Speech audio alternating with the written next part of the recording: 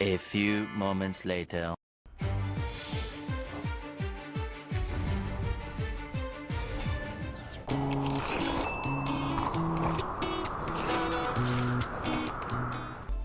Hello everyone, welcome to a new Dr. Vash video, where this time we're going to be showing recordings of my Tearlaments gameplay.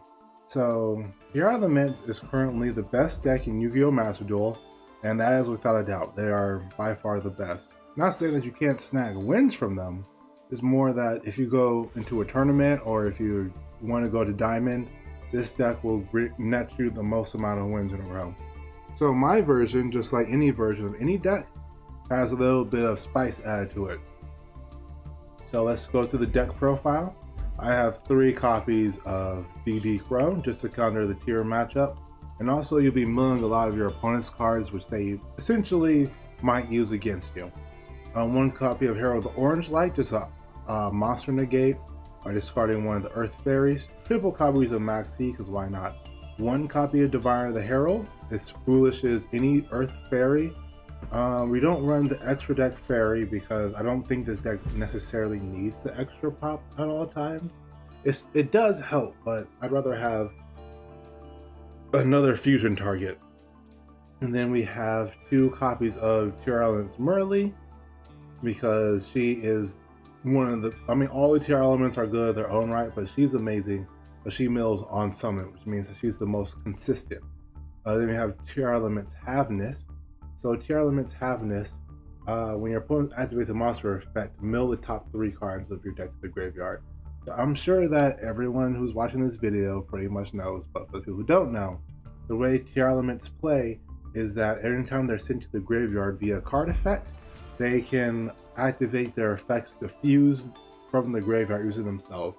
So this essentially gives you 3 fusions per turn without needing polymerization. So we have 1 copy of Fairy Tale Snow, because Fairy Tale Snow, if this card is milled, is pretty much the game for your opponent. You can control their field pretty hard with this card. 1 copy of Supreme Sea Mare.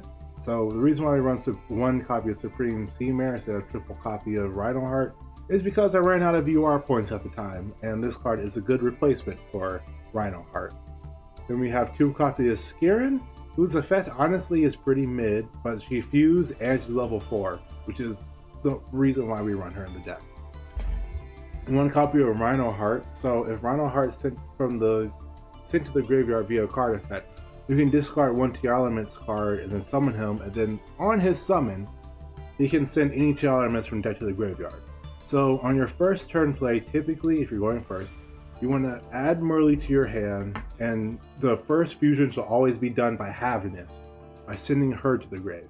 Haveness sucks when you go first. He's amazing when your opponent goes first though, or during your opponent's turn. 2 copies of Keldo. He's one of the shufflers with Mudora, but Mudora, we run triple copies of him so we get our copy. So we can get our 1 copy of Gravekeeper's Trap. Gravekeeper's Trap is essentially Abyss Dweller as long as Exchange of Spirits in the graveyard. So Exchange of Spirit turns all the shufflers into much more, all the Ishizu cards and much more potent cards. So for example, the shufflers, you can shuffle up to 5 cards from either player's graveyard's quick effect if Exchange of Spirits in the grave. So when Exchange of Spirits in the graveyard, all of our cards become more powerful. 1 or 2 copies of Kelbeck, the Ancient Vanguard. So Kelbeck, if Exchange of Spirits in the graveyard, we can set a trap card from our grave. So even if we mill Gravekeeper's Trap, we can set it and use it. 2 copies of Agito. So Agito, if Exchange of Spirits in the graveyard, mills 5 cards from both players' deck. But if Exchange of Spirits in the grave, it mills an extra 5, and I choose which deck. So this makes it a very viable deck out strategy. 1 copy of Shadow Beast, because Shadow Beast is currently just amazing in Tearlaments, because if you can mill it when you go first, you essentially can make Shadow Winda in your opponent's turn. And Shadow Winda states that he's a Shadow monster and a Dark monster, and both you and your opponent can only special summon once per turn while that card is physical on the field. So it locks your opponent into only one summon, and for most decks, that's just a death sentence. Then we have Foolish Burial, which we can send any card that we need at the moment. So Foolish Burial is amazing in this deck. One copy of Terraforming to search out our field spell, which I almost never draw into. One copy of Instant Fusion. Instant Fusion is pretty much one card Kid Kalos. And Kid Kalos makes the entire deck. We will get to her in a moment. And then we have Foolish Burial of Goods. Mostly, I use Foolish Burial of Goods to put Exchange of Spirit in the graveyard because I just want my card's life, but it can be used if we break completely. One copy of Primeval Planet Perlerino. The field spell, which makes the deck honestly stupid. You can add any Tearlaments from your deck to your hand. As it says Visa Starfrost, this deck doesn't need Visa Starfrost ever. You can run them if you want. I don't recommend it, but you can. 2 copies of Tearlaments Scream. You can run this at 3. If you run a 60 deck variant, 60 card variant, run it. 2 copies of Mass Change. Mass Change makes the Tearlaments Mirror go by far easier.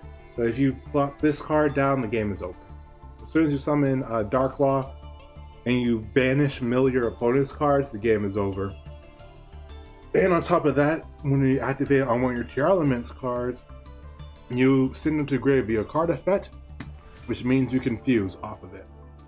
1 copy of Crossout Designator, because you're going to be running mirror matches for days, weeks even. Triple copies of Infinite Impermanence, mostly for Kid Kalos, because the turns are off completely. 1 copy of Crime. I love Crime. I don't know why people don't run this in every Tearlaments deck, but Crime is essentially an Omni Negate as long as you have a Tearlaments on field and a monster in hand.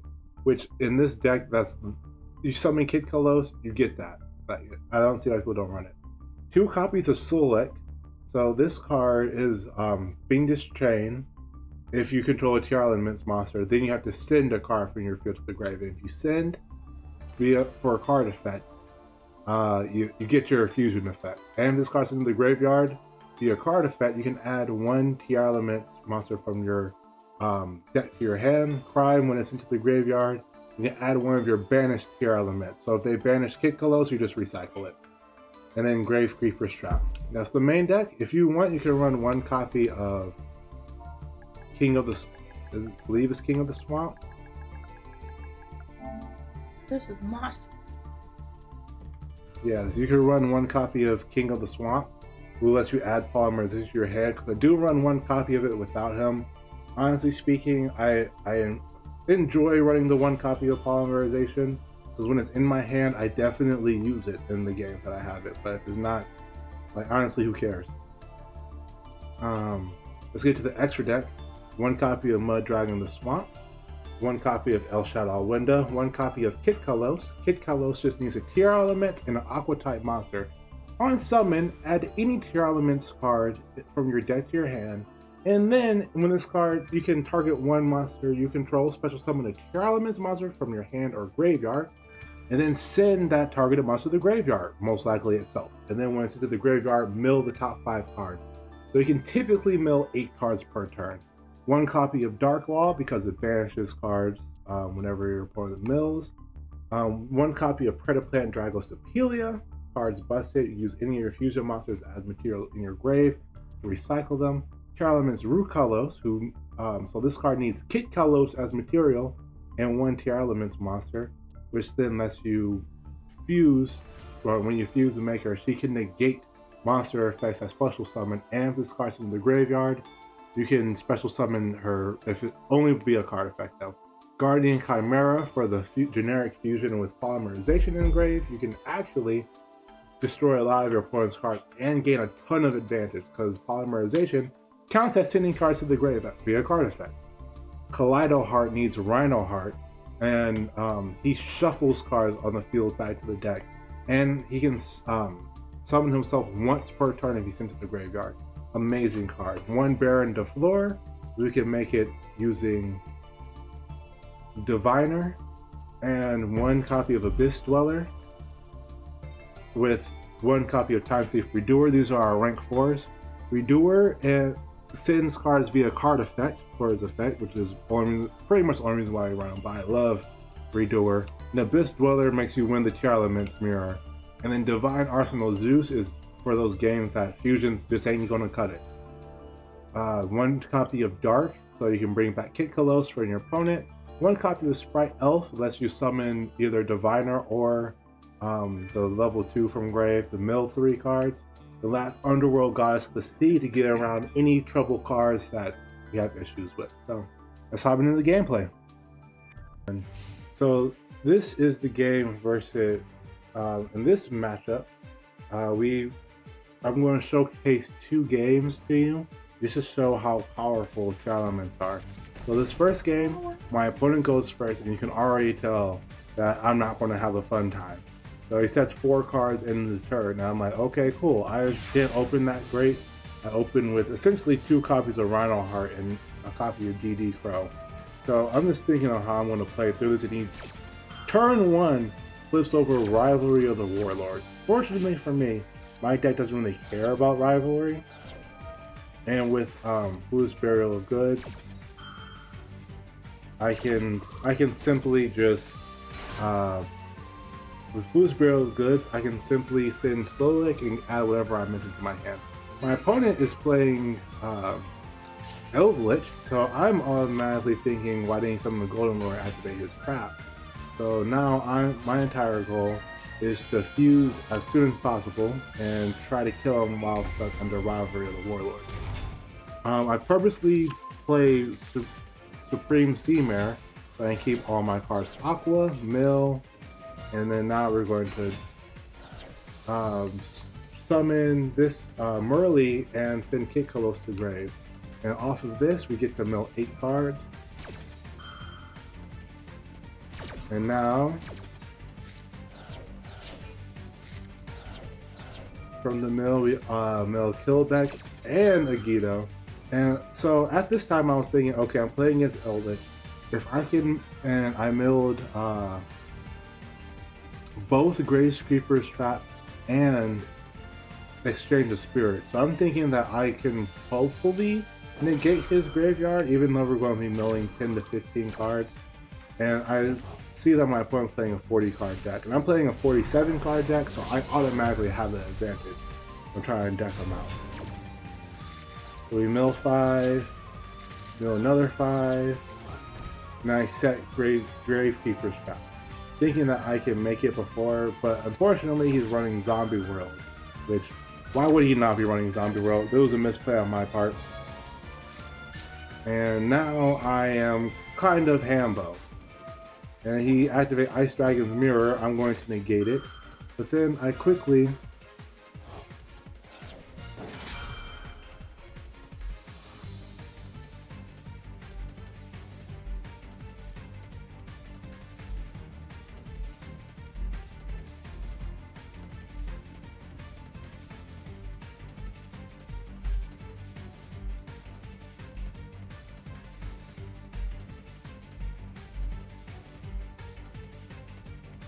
So my opponent activates Ice Dragon Mirror. I quickly negate it.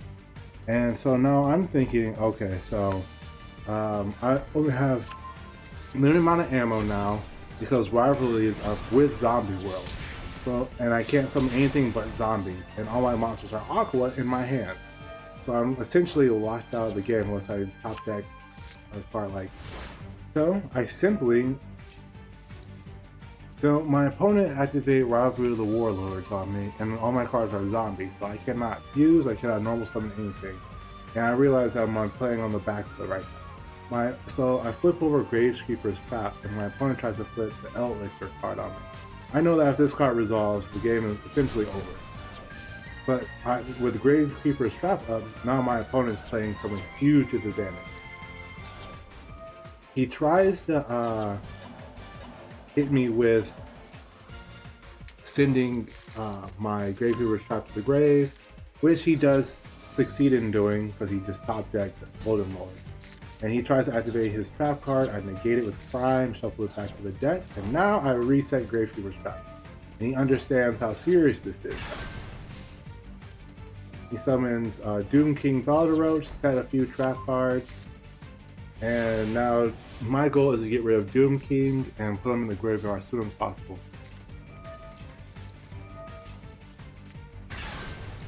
I gotta let him summon Eldlit, and I have to get rid of Doom King Barbaro so I activate my monster's effect without any fear. And now I know that I'm kind of screwed, and I milled 10 cards from my opponent deck, and he has 3 cards left in his deck. And my opponent draws an Accursed Eldland, and with only 3 cards in his deck. He still has 1 copy of Halkero yet left.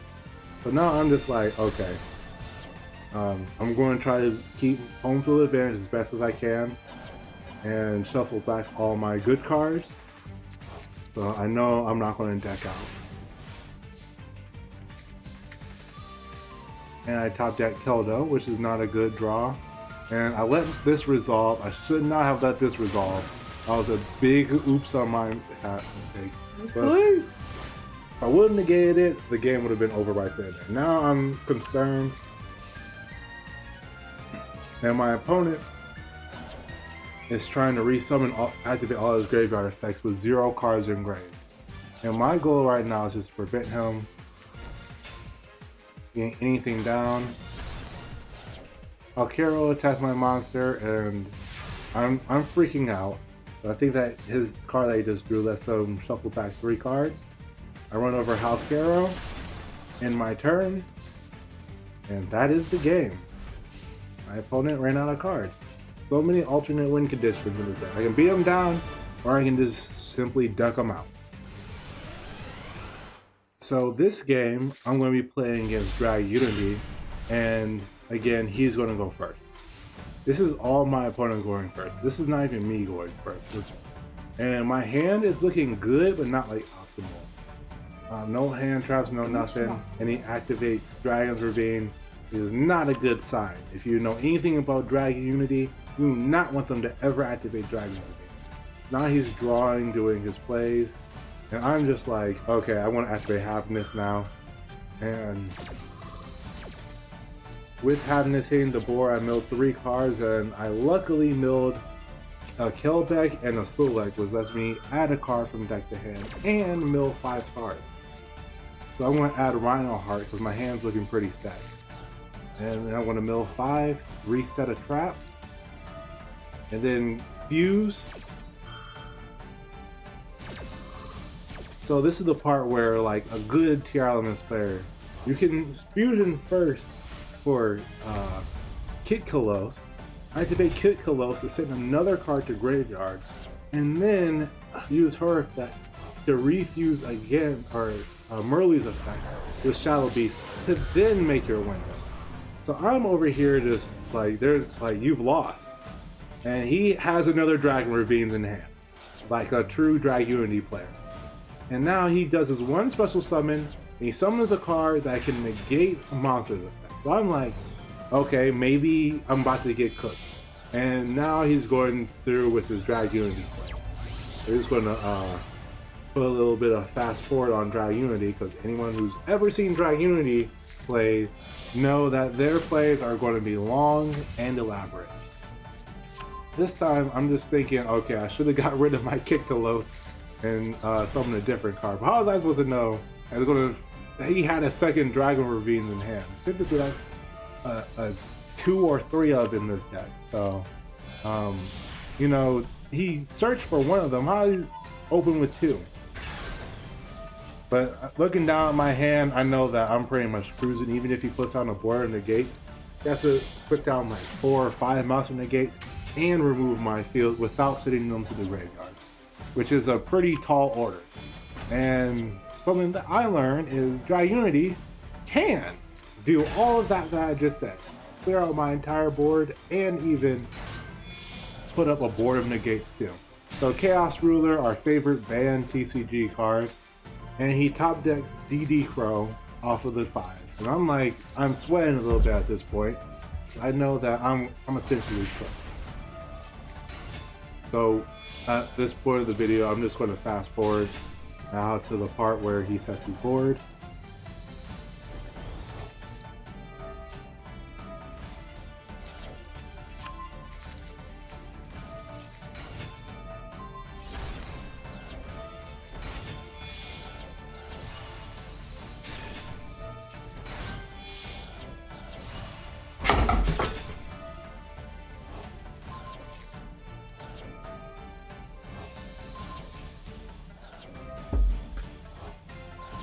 So now at this point, he banishes my entire field.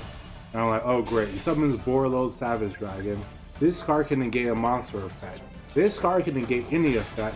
And now he makes a rank 8 that can negate spell card effect. I'm like, okay, so I'm only really afraid of 2 effects here. Where he can negate 2 monster effects. And I'm like, oh, I can push through that. He also did not negate my my Foolish Burial, which didn't make any sense. So now I'm just like, alright, cool. Negate, and I'm like, okay, I have Rhino Heart. You know I have Rhino Heart in hand. I add them to my hand. And now we're going straight for the best card, Kaleido Heart. And at this point, I can only win the game because of my terrible hand if my opponent activates a monster effect. I know that I need to clear his board and get rid of his, so he needs to try to banish my field, which I think he's going to do. And he goes for it, so I luckily can get the negate up. Send Agido to grave. He's going to activate his effect by banishing a Drag Unity from grave, and I have the negate for that. And we're going to perma negate his monster.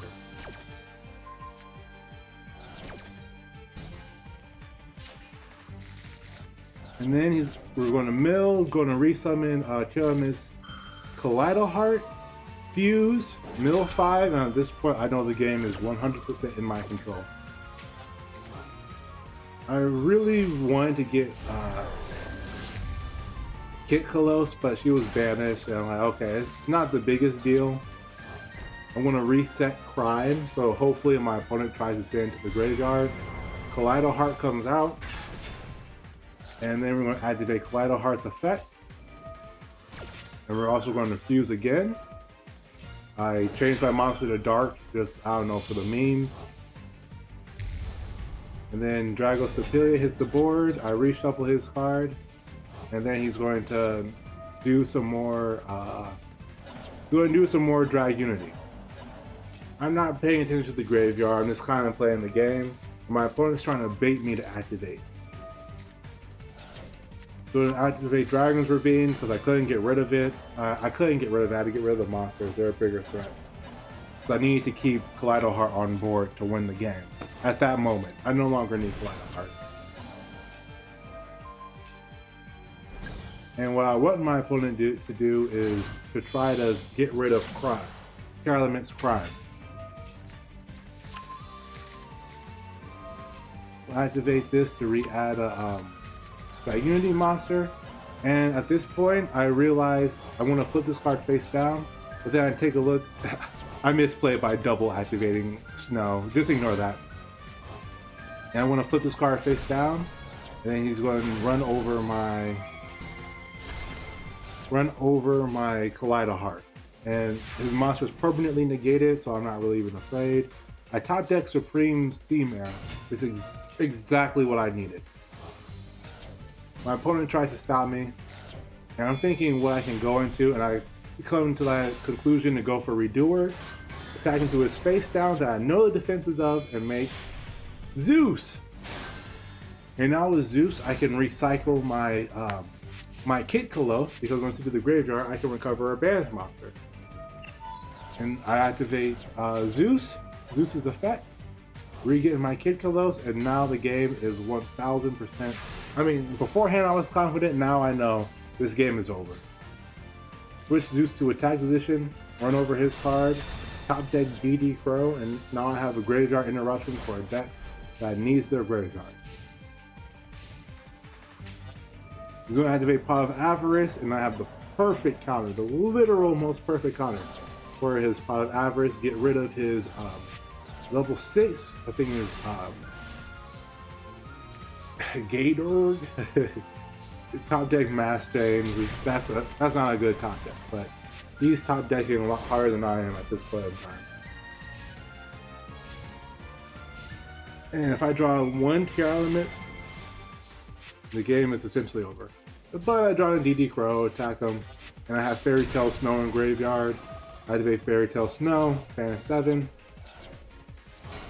and attack him directly. So even with the board full of negates, I was able to just run through my opponent.